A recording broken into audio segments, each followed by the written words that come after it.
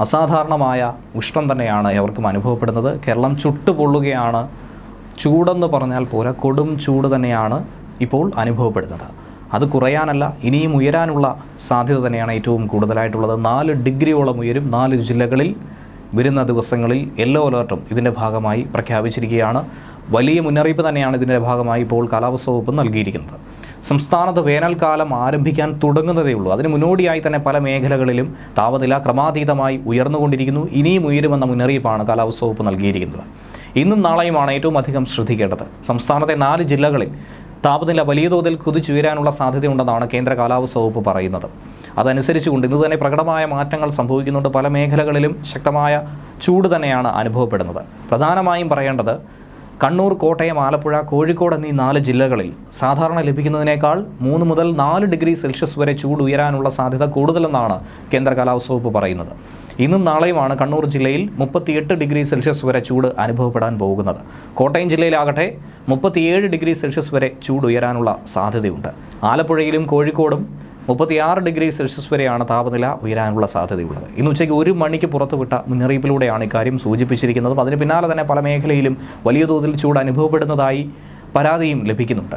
എന്നാൽ ഇതിൽ ഭയപ്പെടേണ്ട ഒരു വിഷയം, നമുക്ക് വന്യമൃഗങ്ങളുടെ ആക്രമണം ഒരു ഭാഗത്ത് വലിയ തോതിൽ ശക്തമായിരിക്കുന്നു. വനമേഖലയിൽ ഉൾപ്പെടെ, അതിർത്തി മേഖലയിൽ ഉൾപ്പെടെ വന്യമൃഗങ്ങൾ നാട്ടിലേക്ക് ഇറങ്ങുന്ന ഒരു സാഹചര്യം ഉണ്ടാകുന്നുണ്ട്. ഉൾക്കാട്ടിലടക്കം വരൾച്ച നേരിടുന്ന സാഹചര്യത്തിലാണ് ഈ വന്യമൃഗങ്ങൾ നാട്ടിലേക്ക് എത്തുന്നത്. കാട്ടിലെ പ്രധാന അരുവികളൊക്കെ തന്നെ വറ്റി തുടങ്ങി എന്നുള്ള ഒരു മുന്നറിയിപ്പാണ് ഇതിൻ്റെ ഭാഗമായി നമ്മൾ കാണേണ്ടത്. അവിചാരിതമായി ഉണ്ടാകുന്ന കാട്ടുതീയും വരൾച്ചയുടെ ഭീകരത കൂടുതൽ വർദ്ധിപ്പിക്കും. ചൂട് ഉയരുന്നത് കാരണം അവിടെ നിന്നും മൃഗങ്ങളാകട്ടെ പലായനം ചെയ്യും. അത് നാട്ടിലേക്കായിരിക്കും ഇറങ്ങുന്നത്. നാട്ടിൽ മാത്രമാണ് ഇപ്പോൾ വെള്ളവും തീറ്റയും ഉള്ളൂ എന്ന സ്ഥിതി എത്തുന്നതോടെ മൃഗങ്ങൾ ഇനി മറ്റൊരു നിവൃത്തിയുമില്ലാതെ നാട്ടിലിറങ്ങുകയാണ് ചെയ്യുന്നത്. ഇതിനെ പ്രതിരോധിക്കാനായിട്ടുള്ള നീക്കങ്ങൾ വനം വകുപ്പ് കൈക്കൊള്ളണമെന്ന അഭ്യർത്ഥനയും ഈ ഘട്ടത്തിൽ ഉയർന്നു കേൾക്കുന്നുണ്ട്. ജനങ്ങളത് ഉയർത്തുന്നുണ്ട്. അടിക്കാടുകളൊക്കെ തന്നെ നശിക്കുന്നതും മൃഗങ്ങളുടെ തീറ്റ ഇല്ലാതാക്കുന്നതിന് പ്രധാനമായ കാരണം തന്നെയാണ്. ഇതൊക്കെ തന്നെ പരിഹരിച്ച് മുന്നോട്ട് പോയില്ലെങ്കിൽ ചൂടിനൊപ്പം തന്നെ വലിയ അപകട ഭീഷണിയും കൂടിയാണ് നമ്മളെ കാത്തിരിക്കുന്നത്. ഇനി താപനില ഉയരുന്ന സാഹചര്യത്തിൽ വളരെ പ്രധാനപ്പെട്ട ചില കാര്യങ്ങൾ ശ്രദ്ധിക്കേണ്ടതുണ്ട്. ഏറ്റവും എടുത്തു പറയേണ്ട ഒരു വിഷയമെന്ന് പറയുന്നത് പകൽ 11 മണി മുതൽ ഉച്ചയ്ക്ക് 3 മണി വരെയുള്ള സമയത്ത് നേരിട്ട് ശരീരത്തിൽ കൂടുതൽ സമയം തുടർച്ചയായി സൂര്യപ്രകാശം ഏൽക്കുന്നത് ഒഴിവാക്കുകയാണ് ചെയ്യേണ്ടത്. പറ്റുമെങ്കിൽ ഒരു കാരണവശാലും ഈ സമയത്ത് യാത്ര ചെയ്യരുത്. പരമാവധി ശുദ്ധജലം കുടിക്കുക എന്നതാണ് പോംവഴി. ദാഹം ഇല്ലെങ്കിൽ പോലും വെള്ളം കുടിക്കുന്നത് തുടരുക.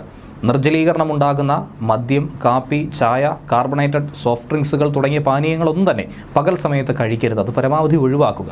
അയഞ്ഞതോ ഇളം നിറത്തിലുള്ളതോ ആയിട്ടുള്ള കോട്ടൺ വസ്ത്രങ്ങളാണ് ഈ സമയത്ത് ധരിക്കാനായി ഏറ്റവും ഉചിതമായിട്ടുള്ളത്. പുറത്തിറങ്ങുമ്പോൾ പാദരക്ഷകൾ ധരിക്കണം. കുടയോ തൊപ്പിയോ ഉപയോഗിക്കുന്നത് ഏറ്റവും നല്ലത്. പഴങ്ങളും പച്ചക്കറികളും ധാരാളമായി തന്നെ കഴിക്കണം. ORS, ലൈനി, സംഭാരം തുടങ്ങിയവയുടെ ഉപയോഗം കൂടുതൽ പ്രോത്സാഹിപ്പിക്കണം. മാർക്കറ്റുകൾ, കെട്ടിടങ്ങൾ, മാലിന്യ ശേഖരണ നിക്ഷേപ കേന്ദ്രങ്ങൾ തുടങ്ങിയ ഇടങ്ങളിൽ തീപിടുത്തങ്ങൾ ഉണ്ടാകാനുള്ള സാധ്യത അത് വർദ്ധിക്കാനും വ്യാപിക്കാനുമുള്ള സാധ്യത അത് കൂടുതലാണ്. ഫയർ ഓഡിറ്റ് നടത്തേണ്ടതും കൃത്യമായ സുരക്ഷാ മുൻകരുതൽ സ്വീകരിക്കുകയും ചെയ്യേണ്ടതാണ്. ഇവയോട് ചേർന്ന് താമസിക്കുന്നവരും സ്ഥാപനങ്ങളുമൊക്കെ പ്രത്യേക ജാഗ്രത പുലർത്തണം.